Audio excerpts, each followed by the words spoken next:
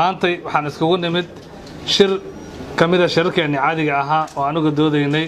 dalka Soomaaliya danihiisa iyo geedi socodka siyaasadda waxaan isla gorfooynaynay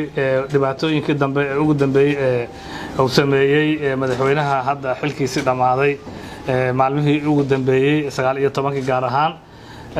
taas oo lagu xagardaameeyay xuquuqdii bulshada Soomaaliyeed ay lahayd oo runtii dhib badan iyo mashaakil badan ay u soo marsisay u hesho oo ah inay yeel oo aan sharci ahayn maye oo sharci ah inay kala hortay karto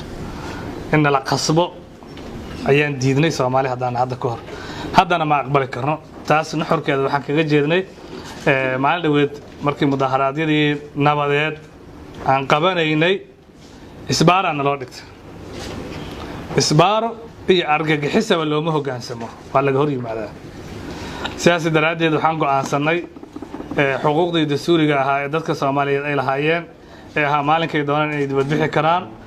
si ay doonaan inay hadli karaan aragtidooda siyaasadeed inay marna aanay dambi noqon dastuurka oo kafaalo qaadayo arrimaha inaan ku adkaysano taas macnaheedu waxa ay tahay maalinta Jimcaha ee soo socota waxaan rabnaa mudaharaadyadii inaan qabano nabadeed waxaan rabnaa in laga waantoobo isbaaradii loo dhigan jiray la ogaado isbaaro iyo argagixisaba looma hogaansamo waa laga diidaa siyaasi daraadeed bulshada Soomaaliyeed meel kasta joogto waxaan leenahay mudaharaadka waa ka soo qayb galaysa culays uu leeyahay laakiin haddii la iska dhaafo waxa idinku dhacaya ayaa ka daran waad gumoobaysaa mana rabno Soomaali inay gumoodo dadka waxaan rabnaa inaan barno yeel oo sharci darro ah maye oo sharciya inaan ay ka horgeeyaan dastuurka qodobo kamid ah ayaa lagu tuntooliyay lama qaban karo farmaajo waxa uu soo faray doorashooyin mudaharaadkii lama qaban karo qodobo dastuuriya ayaa lagu tuntay qodobka 20aad qodobkaas waxaan rabnaa inaan lagu tuman karo inaan muujino inaan meelaha aan ugu talagalnay aan tagno inaan dadka Soomaaliya aragtida ay qabaan amba midna la safar ha noqoto ama midna diidan ha noqoto ama madaxda joogta ha noqoto ama mid imaan doonta ha noqoto inay bartaan maalinkay doonaan maya sharciga waafaqsan ay dhihi karaan waa maasantiin wixii su'aal waan weydiin karaa ma ninkaan horbari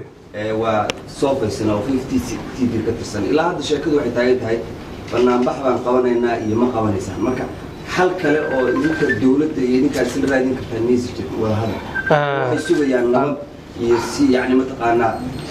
isku meelna wax u wada jahal nabad waa u helanahay nabad baan rabnaa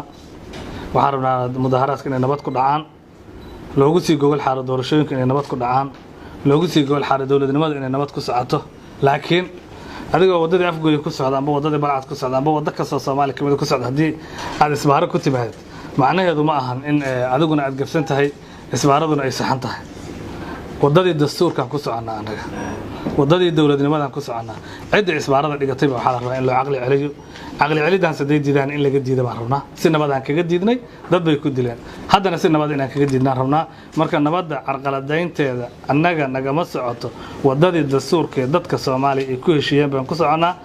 nidaamka hadda sharciyadu ka dhamaatay ee farmaajo hogaaminaya ayaa wadada diidan waxaan leenahay isbaarada ka qaad si walba haataba 19 bishii dib baa dhacay dibka dhaqaaqo u dhacay doodiisu way caddahay laakiin marka maxaa xal hadii aad dalin 20 ka dibkii kala dhaco musharaxiintii la rasaaseeyo ama xageed ka aadaysa dhabahan taagan ee lagu mu'allifka dibkan waxaan rabnaa inuu dibka iska dhaafo farmaajo dibkan soo alifay inuu dibka iska dhaafan rabnaa waxaan rabnaa inaan ka qoosino inaanu yeeli karin waxaan rabnaa inaan yiraahdo annagu fal argagixiso iyo mid isbaaraba u hoggaansamayno shacabkeena wadanaa dhabarkeena ku aadan yahay wixii loo baahdo oo dulqaad ah ama sacrifice ah nawaal diyaar baan lana xilliga ma jirta xal aad gaarteen idinka dawladda federaalka oo dawladda xilka waqtigeeda u dhamaaday iyo idinku wada hadal aad gaarteen ma jira xilliga waxaan jeclaan lahayn inay wada hadalka ay iyagu soo bilaabaan ogolaadaan mudaharaadka wixii siyaasadda xaaladda Soomaaliya waxaan ka aaminsanahay waa miis ku dhamaato fagaaro kala malaha miiska wada hadalkay ku dhamaan kartaa meel kale ay ku dhamaan kartaa malaha laakiin nidaamka hadda jira ayaa waxa uu aaminsan yahay madfaca iyo isbaarada iyo dilka iyo weerarka inuu ku dhamaan karo